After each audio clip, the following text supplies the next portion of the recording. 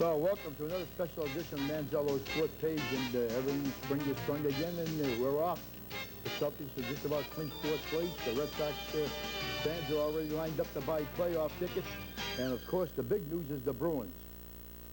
Just unbelievable what the Bruins have done, and we got two guys going to talk about the Bruins, the Celtics, the Red Sox, the Yankees, whoever you want to hear. Lenny, welcome back again, my good friend. Good to see you, Nick. And Dan Miller, hockey writer for the Middlesex News. Dan, we got a lot of things going. That's right. And playoffs begin Sunday. Stick around. We'll be back in a minute. Sunday, which would be today, we're taping on a Friday at 7 o'clock. It's the Bruins and the Sabres. The Bruins have coming off a great streak of winning 18 out of 21. The Sabres have lost 7 in a row. Dan, what gives it? Well, the Bruins winning 8 straight, 15 straight in the Adams division, which is more of a remarkable stat. They've done it not just by winning, it's how they've won.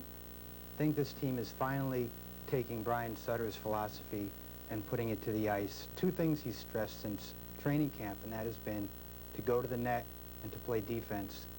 Over the last 2 months, this team has done that.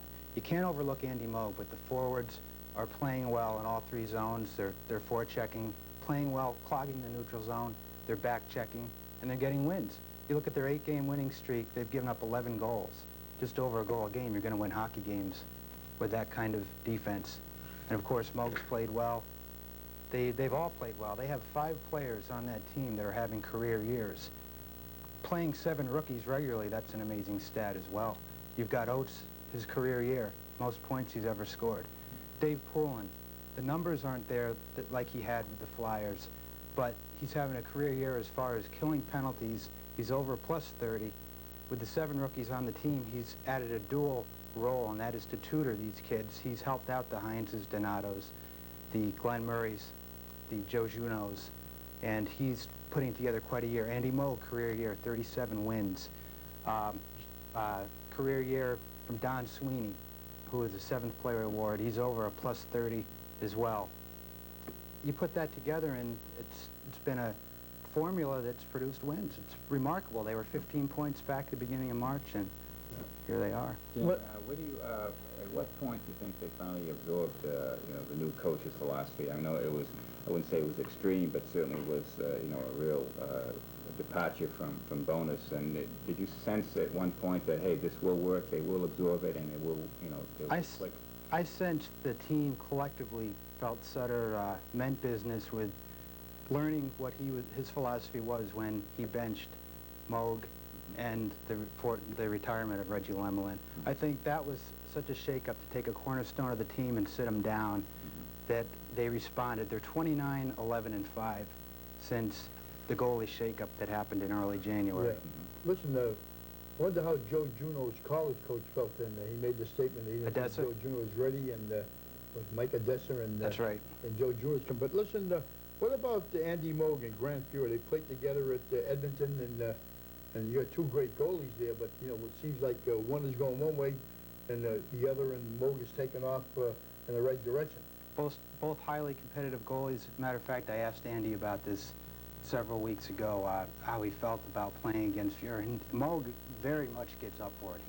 He loves the challenge. He remembers that he played backup during those days with Edmonton, and when those two go against each other, he's very up for these games. Same with Patrick Roy. They have a rivalry as well. You look at that Adams Division playoffs, there's 4 marquee goalies this year. You've got Hextall with the Nordiques. They haven't had a marquee goalie. They haven't been in the playoffs. Buffalo, getting Grant Fuhrer, a marquee goalie. You've got Moog, you've got Roy. It's going to be a great series. Getting back to Fuhrer and Moog, you're right. They're going in different directions. Like the way Andy Moog is playing right now, I'd have to say you give the edge to Moog in the playoffs. It's also important, the defense in front of those teams. Buffalo's hurting. They lost Svoboda for the year. Trading Ramsey, I didn't think was such a good idea for Bob Airey, but their defense is not as strong as the Bruins. Bruins defense is playing really well, which we talked about a few minutes ago.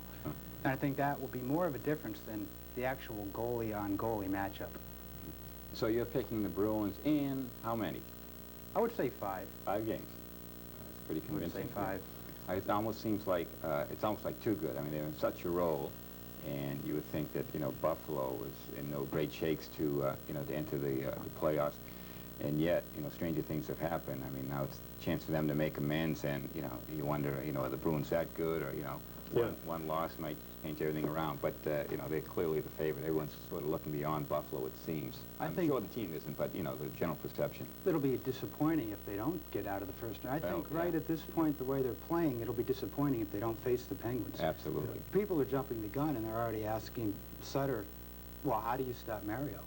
They've got to get through 2 series. Sure. Listen, speaking about stopping Mario, I don't know. You listen to all the people who know a little bit about hockey, and I got to admit that it's not one of my best games, but everybody talks about how great this Penguin team is. And then I tell you, talked last week about listening to Phil Esposito and a lot of other people. Can anybody beat the Penguins? Right now, I would say no. They're too balanced. Their forwards are phenomenal. Lemieux, if you stop him, you've got Rick Tocchet, who can hurt you, Kevin Stevens, Jaromir Jagr. That is just, you know, any one of those guys can carry a team. You've got Barrasso, who's having a phenomenal year. The defense, each year the Penguins, they've won 2 cups. They've made a trade at the trading deadline that has helped the team, picking up Ulf Samuelsson back 2 years ago, and Ron Francis helped them to win their first cup. Last year they picked up Tocchet. This year they picked up Framingham's Peter Taglianetti. And I think that the front office does a good job there from top to bottom. It's a class organization, and Lemieux is just incredible. Anybody who doesn't like hockey would even enjoy the talent that this man possesses. How would you rate Lemieux with the great hockey players you've seen? Well, I would say it's hard to say there's anybody better than him. I mean, people say, well, Gretzky. But Gretzky didn't have the size or the physical presence that Lemieux has. I saw him in the playoffs last year just run over Ray Bourque at center ice. I don't think you could have seen Gretzky do that. Gretzky was a different type of player, maybe had fancier moves, but I'd say pound for pound that Lemieux is the best I've ever seen. If anyone, in your estimation, Dan, could beat the Penguins, could knock them off, would it be the Bruins, Detroit? I mean, who do you think anyone has a chance? I don't think anybody has a chance. I really don't. You like to get excited about the playoffs and about the Bruins and enjoy the next month, because we're going to go into summer awfully quickly, I think. Remember the last time they played, and Sutter's remarks, they lost 5-3. It was a good game, but clearly Pittsburgh was a better team. Saturday afternoon at the Garden, Nick. And I happened to do a column that day on Lemieux, and I noticed that Sutter wasn't quite as upset as he usually is, or quite as snappish after a loss. And he seemed to have found something in that game, even though they lost by 2 goals, that he could apply for future meetings with the Penguins. And I don't think he's quite revealed that. And do you think that was just blowing smoke, Dan, or was there something there? It's funny you mention that, because talking to him about the Penguins, he said, yes, he has found his philosophy on beating the Penguins, but of course he's not going to tell us. Well, listen, when we come back, it'll be Manzello's File, a little more about hockey. We're going to talk about those on-the-move Red Sox, who were devastating down at Fenway Park, and of course about the Celtics. Big win Thursday night. Sure, Sherman and Douglas. The win that they had to win, right. By Sherman Douglas. We'll be back in a minute.